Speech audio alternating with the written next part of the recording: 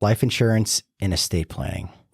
People often ask how life insurance policies should be incorporated into estate planning, especially with changes anticipated in tax exemptions. Utilizing trust to own life insurance policies can be a strategy to exclude the death benefit from the taxable estate. I'm going to kick this off by saying it only matters if you're above that gift tax limit. So for most people, so for the mass affluent out there, and even high net worth families, this strategy in the current tax environment would not be super beneficial for you. Now, ultra high net worth, it starts to have conversation. What's for the ultra high net worth? What's the strategy on, where you want to own life insurance so that it can be used as a tool and not a burden on the estate, if you will? I'm going to defer on that one. I just feel like too complex. It's complex, and it depends on the unique circumstances of the individual, what else their estate looks like, what else do they have.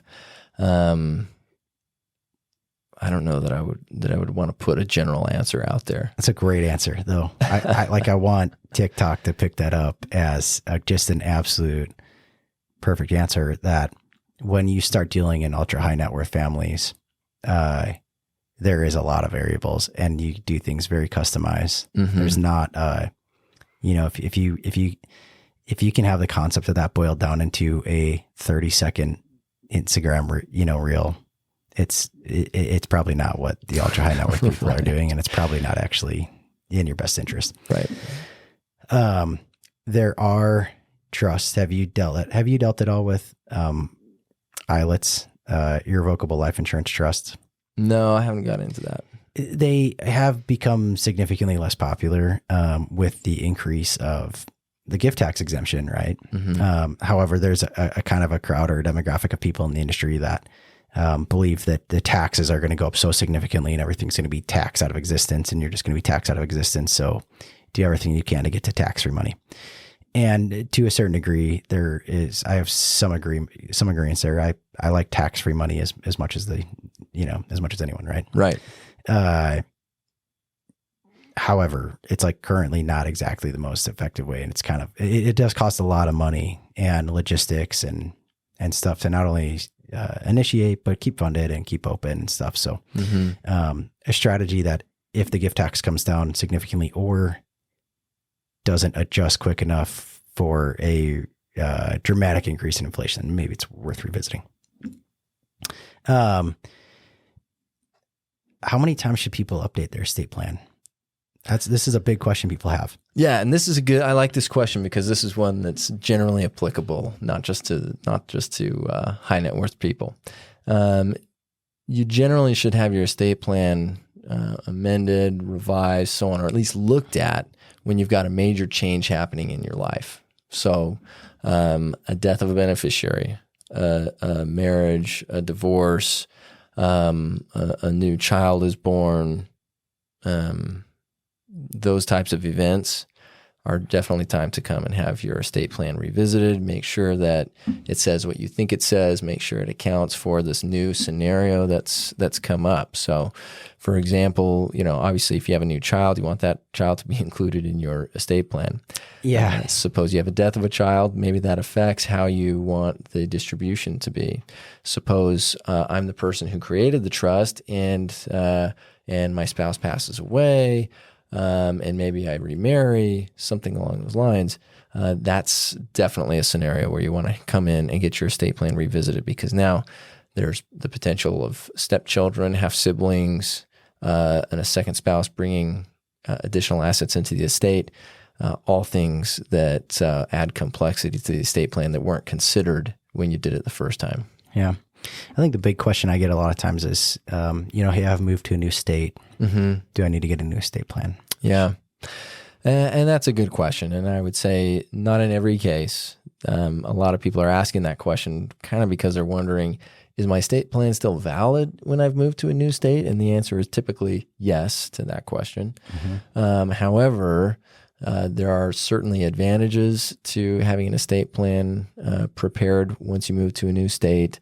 It's one of those major life events that should cause people to come and have their estate plan revisited. And it's definitely beneficial to have to at least have it reviewed, have it in your brain, and sit down and think about, is this how I want it? And the way it's written presently, does that jive with the state laws where I'm at? So, for example, if you're moving from a community property state like Nevada or California to a non-community property state like Utah, then it would be definitely a good idea to have your estate plan reviewed. That's very fair. Okay. If you're moving, especially if you're moving between states that have different types of laws around estates. Yeah. Okay. People have a lot of questions, according to ChatGPT here, about decisions of incapacity. A key question involves who will make decisions on your behalf if you become incapacitated. Designating someone through a durable power of attorney, a healthcare proxy, and a living will can ensure that your financial and healthcare decisions are made according to your wishes without court intervention. That was more of the answer than it was, I think, ChatGPT. Right. Didn't make a concern. Yeah. And I think that pretty well covered it. So it's important. Maybe the question is, maybe the real concern people have is, if I don't do anything, then what happens? I always tell people this is like, everyone has an estate plan. Mm-hmm. Okay. It's your plan or it's the state's plan. Right. Yeah. I like that. That's it. That's everyone's got it. So it's really easy to know what happens if you don't have something. Just look it up in the Utah code or whatever state you're in. Mm-hmm. And I believe it spells it out. It does. And it's usually not what you want. Right. And most people are not eager to dive into the Utah state code. But in essence, what it is that if it's very simple to set up a power of attorney for your finances and a power of attorney for your healthcare, and to do a living will to set out how you want your agent to act, how you want the doctors to, what decisions you want them to be making. You can set those out to kind of take the burden off of them, if you want to take the burden off of them on these kind of end of life decisions where, if I'm in a vegetative state, what do I want to have happen in that scenario? Do I want to be kept alive? Do I not? You can kind of take the weight of that decision off your family by making that decision ahead of time. And then, in addition to that, and probably even more importantly, it's very simple to designate somebody as your power of attorney who has the authority and power to make those decisions for you. If you don't, it becomes a process where you've got to go to court, or your family has to go to court and ask the judge to appoint somebody. Mm-hmm. And then that person will make the decisions. And the fact is that court process is probably more expensive than most people think, and it's more time consuming than most people think. It's far preferable to just sign the piece of paper far in advance. Yeah. I always think, when you think about public speaking, right? And they say, if you think you're talking fast, but it's really going slow, or vice versa, like there's these big shifts in like what feels like a long time, or an attorney, right? If you're talking to someone and there's this pause in the conversation and it can feel like it's, like forever, and it was like 2 seconds. Right. But it feels like so long because there's just so much going on. It's a high stress conversation, and right. Mm-hmm.